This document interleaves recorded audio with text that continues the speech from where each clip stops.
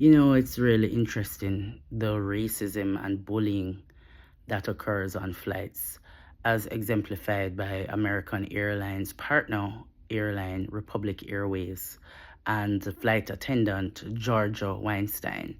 Now, in 2020, I was on a flight from Louisville, Kentucky, going to Miami, and I have a slight impairment that requires me to board early and ask for extra time. When I was at the gate, even though I have an economy ticket and I was very transparent about knowing the restrictions there, I asked if I could board the plane earlier, and they are required to accommodate. So I was told would be able to board early, no problem. And I also asked if the plane was full. If the plane is not full, is it possible, as a courtesy, that I could move closer to the front of the plane? I did not specify any seat. And the agent, I don't know if she did not speak English properly, but ultimately I was very clear that it was me asking for a favor because I wanted to be able to deplane sooner than later.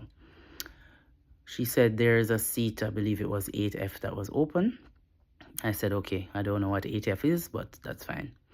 When I got on the plane, I was greeted by a very surly and incompetent staff member named Georgia Weinstein, Caucasian with dyed blonde hair. And I said to her, good evening, I need some assistance. And she's like, why didn't you check your luggage, my carry-on? Very hostile immediately. She did not even understand what was going on. I actually had to repeat what I was about to say several times, and I thought that maybe she had a hearing impediment. I advised her that the gate agent had just told me that maybe I could move to the front of the plane, and I wanted to also put my luggage in the overhead bin. With her attitude, where she seemed to not understand basic English and was so focused on asking if I was to check my carry-on, which was a bizarre question because they had not communicated any storage limitations for that flight, I said to her, you know what, it's okay. I'll deal with somebody else. So I beckoned to the other flight attendant at the back of the plane who came to meet me in the middle. And Georgia went back to the front to so-called do her job to greet persons. So while I was talking to the other agent, I asked for assistance to get my carry-on in the overhead bin. This incompetent individual runs down, leaves her post to bellow at her colleague and said, we don't have to help her. We don't have to help her. And even her colleague looked like, what is going on? So a gentleman who was a fellow passenger assisted both me, actually the flight attendant, so that both of them could help get the carry-on in the overhead bin. And I started to ask, about the same request. Could I move to the front of the plane? And this flight attendant said, no problem. When we finish boarding, I'll see, because we have to do load balancing. So load balancing is fine. Understood. So we're at the gate. I went to my assigned seat, and I remember my assigned seat was 20F. When I was in my assigned seat, I say, Georgia, come to my seat, with the gate agent I had spoken to, and three of them, so the one who had helped with the luggage, this Georgia Weinstein lady, and another flight attendant, encircled the row where I was sitting and started to tell me, do I understand that I had bought an economy ticket and that I'm not entitled? I said, that's fine. I know this. I am actually in my assigned seat waiting for you to see if you can accommodate a courtesy request. Happens all the time. If you can think clearly, you should understand what the word courtesy means. It means I know and you know that you don't have to do it. So why are we having an argument? And because Georgia was making up her face and looked like an upset hippopotamus, I said, I do not want to speak to this individual. I will speak to the other two. To which Georgia replied, you better acknowledge me. And I was like, what? And then she said, I better acknowledge her, or else she'll make sure I get kicked off the flight. No, I'm the only black person on the plane. This level of hostility was left of center, made no sense, was unwarranted, especially since I was in my seat and I was just asking how close we are to boarding because it's much easier to move before the plane takes off. So, and that was my error. I should have probably waited till the plane took off to ask to move. But in any case, I advised them that they clearly did not understand what I was requesting. They had it to tell me that 8F was some special seat that required an upgrade. That's nothing that I knew. I don't know the layout of the plane, nor do I know which seats are premium seats. And if you are a flight attendant saying that you will see if you can accommodate me per load balancing, you have to wait, then clearly if you're also concerned about the price and fare restrictions and which seat I can take, you do those algorithms in your mind, like somebody who works for American Airlines should do, and tell me what is possible. When I told the flight attendant, this Georgia, that she's not to worry, I will follow up with customer service once I get off the flight. That's when it got exciting. That is when there was dead silence on the plane after they all left my seat. And by the way, the gate agent asked me if I was going to behave myself and not cause a problem.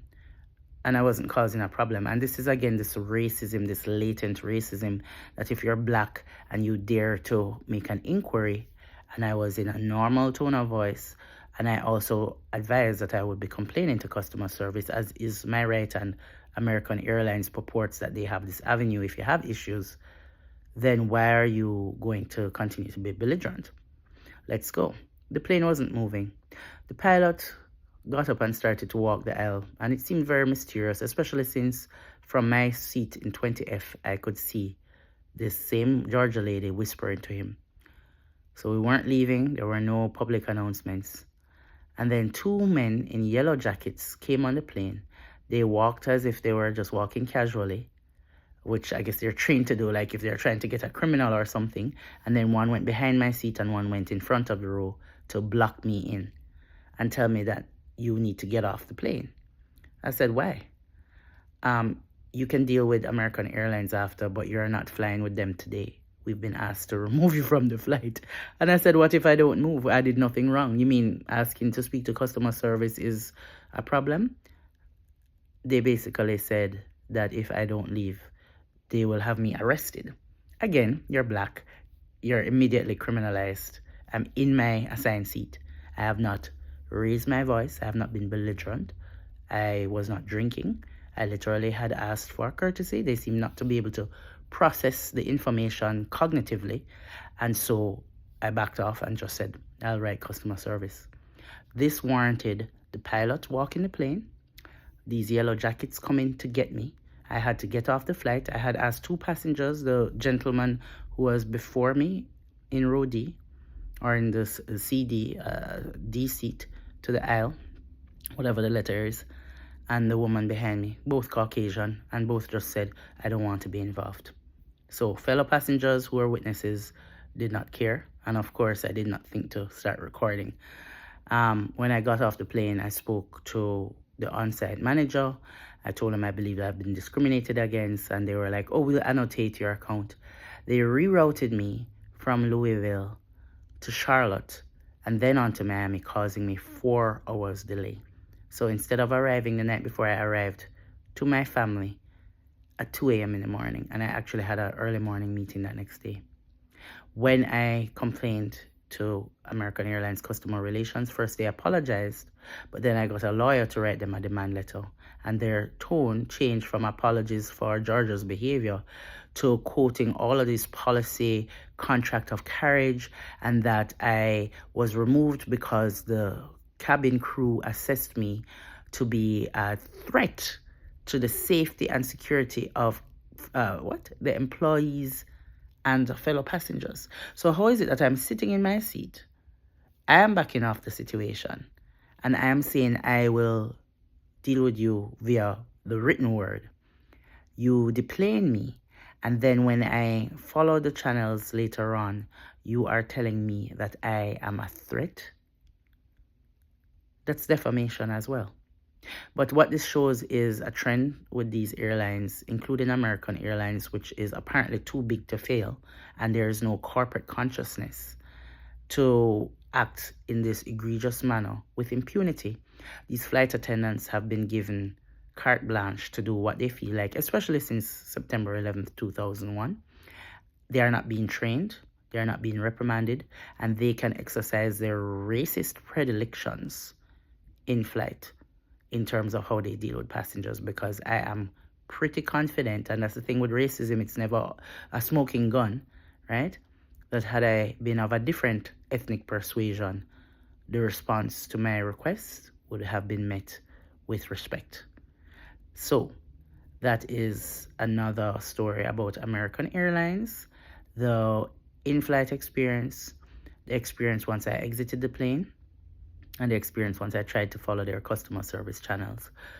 Department of Transportation was pretty much a mediator with no enforcement power and useless. So now I am going to do these diaries to shed some light on the misconduct. And unfortunately, with these airlines, they have so many routes that are popular routes that you cannot boycott them because you need to travel.